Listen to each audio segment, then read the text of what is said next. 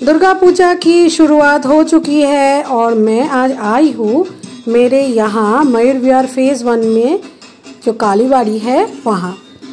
और आते ही मैंने जो देखा वो मैं आपके साथ शेयर कर रही हूँ। बोलिए ये क्या हो रहा है। मयूर विहार फेज़ 1 की जो कालीबाड़ी है ना, यहाँ हर साल मूर्तियाँ तैयार किया जाता है।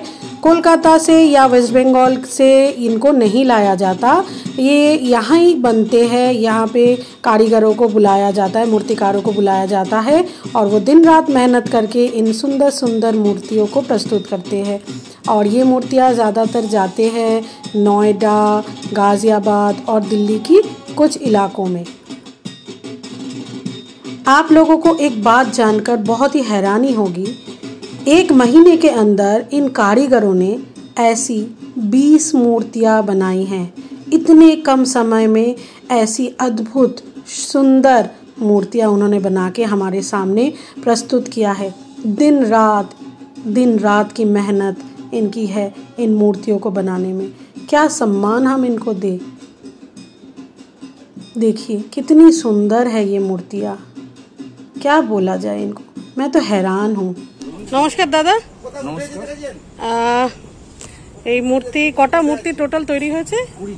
20টা। আচ্ছা, কোথায় কোথায় যাবে আপনাদের মূর্তি? একটু বেশিরভাগ এবারে নয়ডাতে যাচ্ছে। নয়ডাতে? হ্যাঁ। আর দিল্লিতে আছে, দিল্লিতে 5টা 6টা যাচ্ছে, বাকি সব নয়ডায় যাচ্ছে।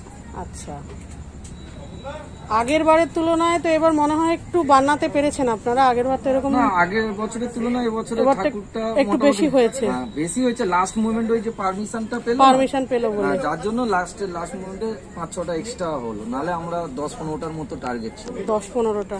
কতদিন লাগলো এই মূর্তিগুলো তৈরি করতে? এবছর তো মানে এই করোনা কোভিডের জন্য মানে আমরা তো লেট করে, কারণ হবে কি পুজো হবে না, যার জন্য লেট করে করেছি। প্রায় ধরুন না 1 মাস। 1 মাস আমাদের একটু কাজ করতে হচ্ছে, রাত দিন জেগে। যেটা আমাদের 3 মাস 3.5 মাস কাজ হয়, সেটা তো এবছর হতে পারেনি, যার জন্য 1 মাসের মধ্যে কাজটা করতে। মানে অক্লান্ত পরিশ্রম করেছেন, কিন্তু সুন্দর মূর্তিও বানিয়েছেন।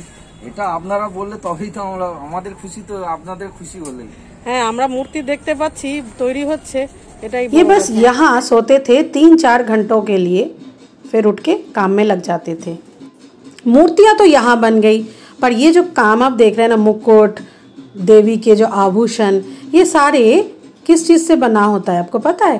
इसको कहा जाता है डाकेर साज। जो थर्मोकोल होता है ना, उसी का शीट को काट काट के इतनी सुंदर बारीकी वाला आभूषण तैयार किया जाता है। और मूर्तियाँ बनने के बाद इन आभूषणों को ये पेस्ट करके, जो फेविकॉल हो या जो ग्लू से इनको पेस्ट किया जाता है। इसको देखिए, ये सारा जो आभूषण रेडीमेड है ये आया है कोलकाता से, और इन लोगों ने इसको कुरियर से मंगवाया है दिल्ली में, क्योंकि इसको करने में बहुत टाइम लगता है। वो 1 महीने में हो नहीं सकता है, तो इसके लिए टाइम देना पड़ता है, जो वो इतना टाइम इनके पास नहीं था, तो इन्होंने कोलकाता से रेडीमेड मंगवाया है। और ये सारी मूर्तियाँ 4 फुट या 6 फुट। কেমন লাগছে এরকম মূর্তি দেখে? হ্যাঁ, এরকম কলকাতায় দেখার সৌভাগ্য কিন্তু হয় না। এরকম কোনো দেখিনি। হ্যাঁ, এই গণেশের যে মুকুট হয়নি, লাগানো এখনো লাগাবে, এখনো কমপ্লিট হয়নি। আচ্ছা, খুব সুন্দর দাদা, কাজ খুব সুন্দর হয়েছে। চলো চলো, আর এখানে একদম আস্তে সাবধানে বেরিয়ে যাও। এবার দেখাচ্ছি কালীবাড়ির পুজো। मंदिर के अंदर तो मैं आ गई थी, पर देवी का दर्शन नहीं किया। चलिए मैं आपको अब देवी का दर्शन करवाती हूँ।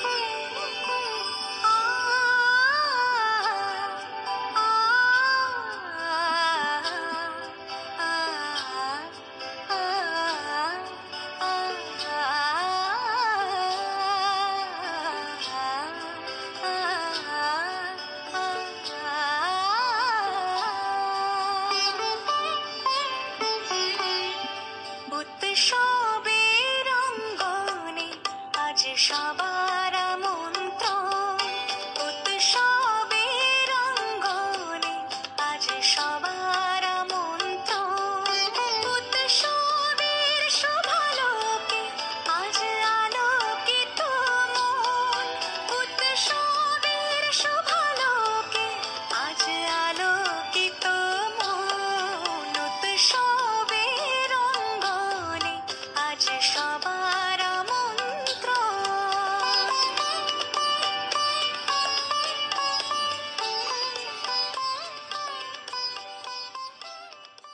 बाहर से आए हुए लोगों के लिए भी गेस्ट हाउस है कालीबाड़ी में, जो पहले से बुकिंग करना होता है और यही से बुक होता है। ये बुकिंग ऑफिस है। अगर कोई भी बाहर से आते हैं और रहना चाहते हैं तो बहुत ही कम पैसों में यहाँ रहा जा सकता है। উৎসব উচ্ছ্বাসে উৎসবের অঙ্গনে আজ সবার আমন্ত্রণ, উৎসবের অঙ্গনে আজ সবার। मंदिर से आते आते हमें 11 बज गया था रात के, तो खाने के लिए ढूंढ ही रहे थे तो मयूर विहार फेज 1 एक्सटेंशन में ये दुकान हमें दिख गई। पहली बार हम यहाँ ट्राई करने आए हैं।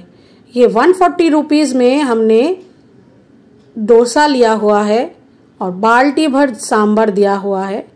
मुझे डोसा सांभर कुछ भी पसंद नहीं है। फिर घर जाके खाना बनाना है ये सोच के मैंने चुपचाप खा लिया। मेरे हस्बैंड को डोसा बहुत पसंद है, बहुत हद से ज़्यादा। डोसा देखते ही ये एकदम किसी की बात नहीं सुनते हैं, सिर्फ खाने में ध्यान दे देते हैं।